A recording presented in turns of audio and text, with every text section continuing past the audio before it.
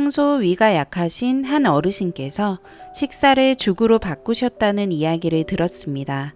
밥보다 부담이 덜하니까 죽이 낫겠지라는 생각으로 아침마다 다양한 곡물죽, 야채죽, 심지어 인스턴트죽까지 챙겨 드셨다고 해요.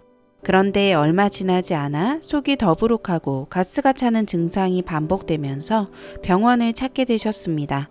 알고 보니 죽이 문제가 될 줄은 전혀 몰랐다는 게 어르신의 말씀이었습니다. 안녕하세요. 어르신정보TV입니다.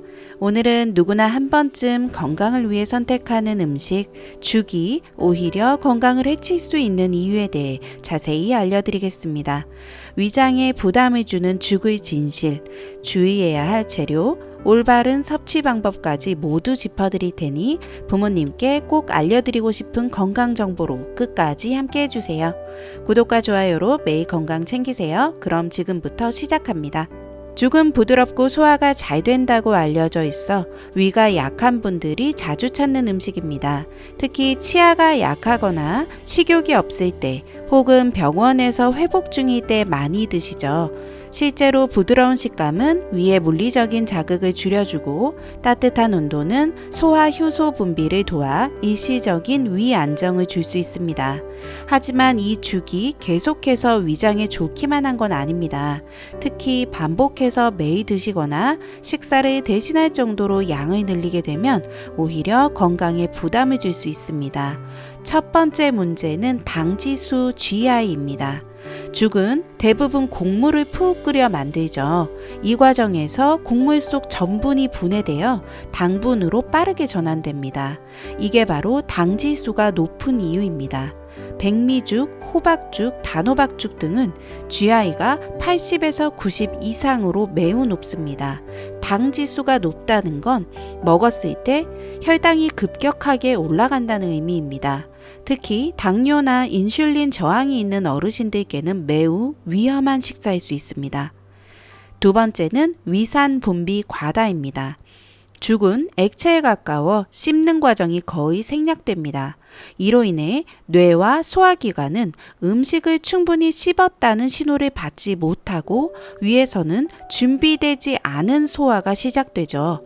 이는 위산 분비를 불균형하게 만들고 공복감이나 속쓰림, 헛배부름 등을 유발할 수 있습니다.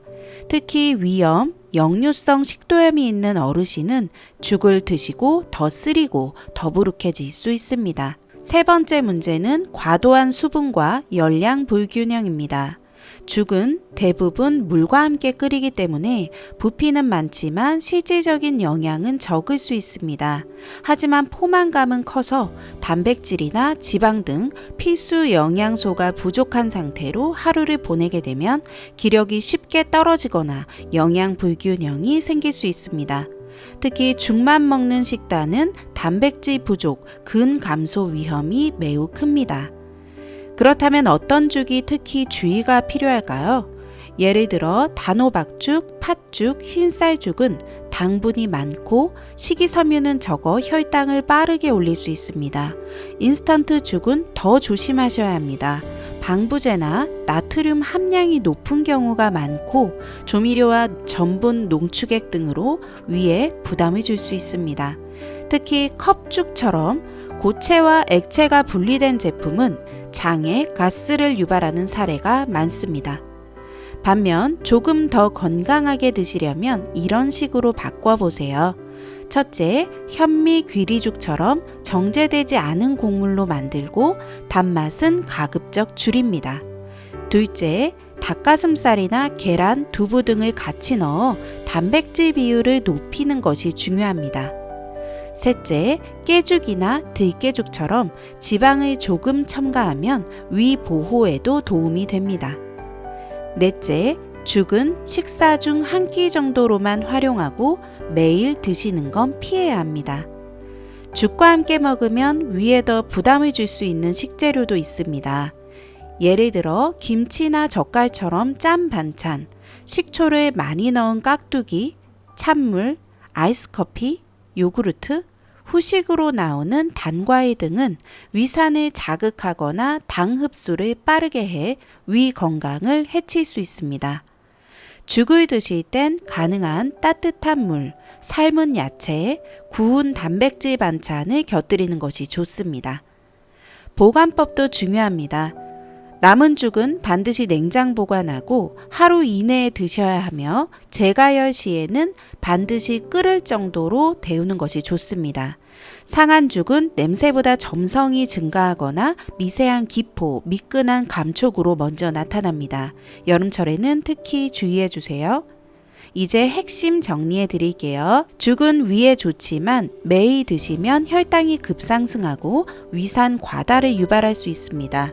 특히 당뇨, 위염, 소화장애가 있는 어르신은 하루 한 끼 이상 드시지 말고 단백질이나 현미, 들깨 등을 함께 넣어 조리하시길 권장합니다.